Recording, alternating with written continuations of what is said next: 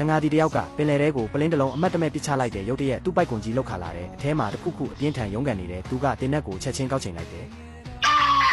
စစ်တပ်ကဒီအကြောင်းကိုချက်ချင်းတည်သွားတယ်သူတို့ကအလောင်းကိုစွန့်ပစ်ထားတဲ့ကိုတောင်တစ်ခုစီရွှေ့ပြောင်းလိုက်ကြတယ်ဒီလိုတက်တော်ဝါမျိုးကိုလူသားတွေမြင်ဘူးတာဒါပထမဆုံးပါပဲဗိုလ်ချုပ်ကသူ့ကိုအကွာမန်းလို့နမီပေးလိုက်တဲ့သမုဒ္ဒရာအောက်မှာနောက်ထပ်ယဉ်ကျေးမှုတစ်ခုရှိနေပြီဆိုတော့စစ်တပ်ကဆက်သွယ်လို့ဖို့ဆုံးဖြတ်လိုက်တဲ့မစ်ရှင်မစခင်မျက်နှာချက်ကနေဆွဲချိတ်ထားတဲ့အကွာမန်းကိုကျွန်တော်ကြည့်လိုက်တဲ့သူ့အတွက်စိတ်မကောင်းဖြစ်မိတယ်ဒါပေမဲ့စာရေးတယောက်အနေနဲ့ကျွန်တော်ဘာမှမတတ်နိုင်ခဲ့ဘူးဖြစ်ရန်ထုံးစံအတိုင်းနှုတ်ဆက်ဆူတောင်းပေးရုံပဲတက်နိုင်ခဲ့တယ်အဲ့ဒီညကအဆောင်နှစ်ယောက်အလောင်းကြောင်စကားပြောနေကြတယ်ချမ်းပြင်ပြောင်းလဲနေတာကိုနှစ်ယောက်လုံးသတိမထားမိကြဘူးတယောက်ကခွက်ထဲရေထည့်ပြီးလှည့်ကြည့်လိုက်တယ်မြေကြီးကထူးထူးဆန်းဆန်းပြော့အိနေခဲ့တယ်အဲ့ဒီထဲကနေရေတွေစိမ့်ထွက်နေတယ်မကြခင်မှာပဲချမ်းပြင်တစ်ခုလုံးဆက်လှုပ်ရှားလာတယ်ဘာဖြစ်နေလဲဆိုတာကိုသူတို့နားမလည်နိုင်ခင်မှာပဲအမျိုးသမီးကမြေကြီးထဲကျွန်းကျသွားတယ်အမျိုးသားကကဲဖို့ပြေးသွားပေမဲ့အခန်းကရွှွညွန့်အိုင်ကြီးဖြစ်ပြောင်းလဲသွားပြီးသူမကပိုပြီးနဲ့တက်စီနေဝင်သွားတယ်သူကဆိုအဲ့တင်ဖို့စူးစမ်းရင်းနဲ့သူကိုယ်တိုင်မှာပိတ်မိသွားတယ်တစ်စက္ကန့်ကြာမှရှုပ်ဝက်ဆန်းကျဲတဲ့အင်အားတစ်ခုကအမျိုးသမီးကိုရေထဲဆွဲချသွားတယ်အမျိုးသားကအော်ဟစ်အကူအညီတောင်းပေမဲ့နောက်ကျသွားခဲ့ပြီးအဲ့ဒီနောက်အကွာမန်းတကောင်ရေထဲကထွက်လာပြီးအလောင်းကိုပြန်ယူသွားတယ်တခြားလူတွေရောက်လာချိန်မှာတော့ချမ်းပြင်ကပုံမှန်တိုင်းပြန်ဖြစ်နေပြီးမကြခင်မှာထူးဆန်းတာတစ်ခုကိုကျွန်တော်သတိထားမိလိုက်တယ်တန်ပိုက်တစ်ခုမြေကြီးထဲစိုက်ဝင်နေရဲဆွဲထုတ်ကြည့်လိုက်တော့အဲ့ဒါကကူလားထိုင်တလုံးဖြစ်နေတယ်ဗိုလ်ချုပ်က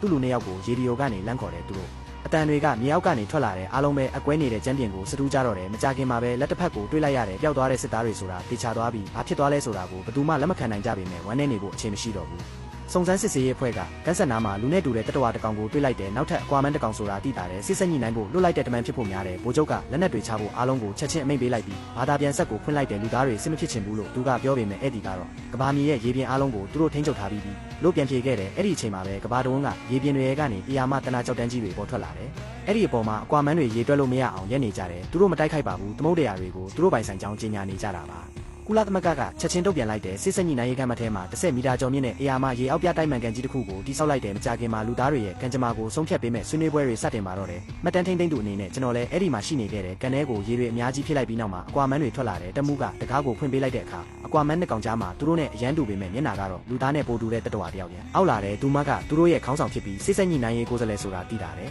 လူသားတွေဘက်ကဝါရဲ့နိုင်ငံရေးသမားတယောက်ကိုဆေးလွတ်လိုက်တဲ့လူသားတွေဟာသမုဒ္ဒရာတွေကိုညှဉ်းညမ်းစေပြီးသူမရဲ့လူမျိုးတွေကိုဒုက္ခပေးနေတယ်လို့အမျိုးသမီးကောင်းဆောင်ကချက်ချင်းပဲဆွဲလိုက်တဲ့ဖြည့်ရှင်းတဲ့တစ်ခုပေးဖို့သူမကတောင်းဆိုခဲ့ပေမဲ့နိုင်ငံရေးသမားကတော့စစ်မှန်တဲ့ရိုးသားမှုမပါတဲ့တရားဝင်ဖြေတစ်ခုကိုပဲပေးခဲ့တယ်အဲ့ဒီအခါသူမကကျွန်တော်ကိုရုတ်တရက်လက်ညှိုးထိုးပြီးကျွန်တော်နဲ့ပဲစစ်ဆက်ညှိနှိုင်းကျင်တယ်လို့ပြောလာတယ်ကျွန်တော်မင်းတက်သွားပြီးချက်ချင်းပဲညှင်းလိုက်တယ်သူမကလည်းချောင်းအတဲကပူလဲလုံးလေးကိုဖိလိုက်တဲ့ချက်ချင်းဆိုတယ်လို့ကွန်ပျူတာတိုင်းမှာမှတ်တမ်းဗီဒီယိုတစ်ခုတည်းကိုပဲပြသနေတယ်တေဆုံးသွားတဲ့အဲ့ဒီအကွာမန်းကိုကျွန်တော်နှုတ်ဆက်ဆူတောင်းပေးခဲ့တဲ့အချိန်လေးပါအဲ့ဒီလောက်ရက်ကကျင်နာမှုနဲ့လေးစားမှုကိုပြသခဲ့တာလို့သူမကဆိုပါတယ်ဒါကြောင့်စစ်ဆက်ညှိနှိုင်းပွဲမှာလူသားအလုံးကိုကိုစားပြုဖို့ကျွန်တော်တယောက်တည်းကိုသာသူမယုံကြည်ခဲ့တာပါ